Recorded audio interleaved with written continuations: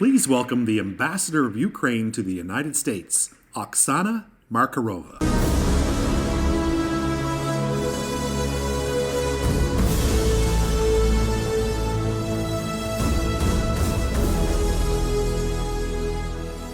I know I don't look like Ambassador Oksana Markarova. I'm sorry about that.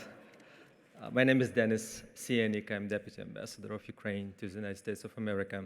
I just wanted to tell you that I'm going to substitute my ambassador, but I think it's just impossible to do that. And she really sends her regrets. She cannot be with you today, and she wanted to tell Michael that her heart is broken, and it was just a last-minute, unforeseen circumstances which couldn't allow her to be here with us. But as I am here, let me tell you that if she was here, she would tell you that it's a great honor to attend the 13th annual Washington OHI Day celebration. And each October, Andrew and Michael do a fantastic job to remind us of a great power and courage and resilience in the face of cruelty and evil. During 607 days, Ukrainians are rejecting Russian ultimatums. They reject the Russian aggressive policy to dictate independent Ukrainian nation how to live, what to do, and how to do. We say ohi to Russian aggressors. We pay ultimate price for that, and it would not be possible without your support.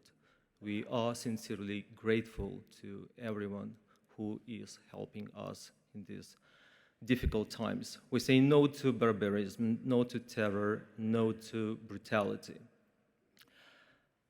It's very symbolic that the OHI Day celebration is taking place at the U.S. Institute of Peace, which brought together a special platform of international experts supporting accountability processes to ensure that justice is delivered to Ukrainians.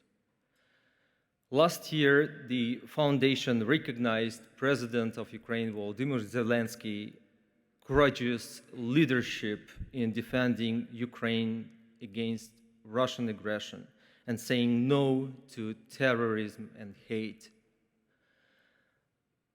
As I was in Ukraine when the war started, from the very first day in Kiev, I was really astonished by the bravery and courage of my president and every Ukrainian who stood up against the tyranny.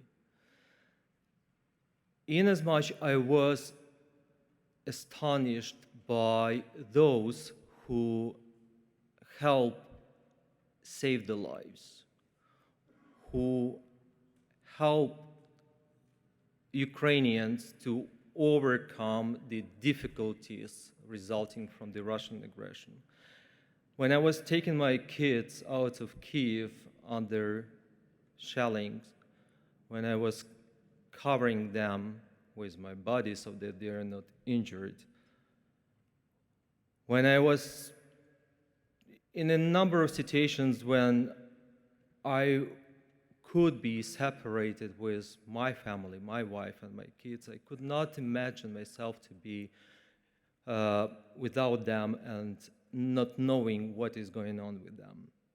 That is why it is so much important that OHI Courage Award goes to the Ukrainian nonprofit organization Save Ukraine for its remarkable work in rescuing abducted Ukrainian children from Russian facilities. We have at least 20,000 documented cases of Ukrainian children stolen from Ukraine by Russian aggressors. Once taken out of Ukraine, Russians changed their names, their documents, so that we lose track of Ukrainian children and never see them again, so that their families will never see again. And such organizations as Save Ukraine do fantastic, great work to help bring Ukrainian children back to their families. Save Ukraine also does fantastic work helping displaced Ukrainian families, those in need with clothing, with food, medicines, everything. So I really thank you, Ohi Day Foundation, for your continuous support and promotion of the remarkable courage of the Ukrainian people. Hundreds of killed and injured, thousands of deported, millions of uprooted and displaced. After we win, the world will learn the actual number of Ukrainians killed, of Ukrainian children killed.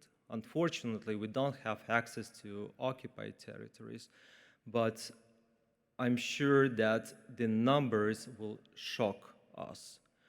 And what we have to do is that everyone responsible is brought to justice. The horrific crimes that Russian invaders commit in Ukraine and the terrible terrorist attacks that Hamas conducted in Israel against Israel have forged a moment of moral clarity, and that must be converted into the unity and action. And as the President Biden said in his recent address to the nation, we are facing the inflection point in history, one of those moments where the decisions we make today are going to determine the future for decades to come. It is the moment of truth when tyranny should not be allowed and prevail. After the massacres of Distoma and Kalavrita, after Bucha, Mariupol, Irpin, Izum, after Rein, Be'eri, and Nahalos, let us find in ourselves the courage, the same courage, and stand up in defense of freedom. Let us do this to ensure that our children live in peace and enjoy the advantages of free world, to ensure democracies proudly say no to brutality, to terror, and injustice. I thank you.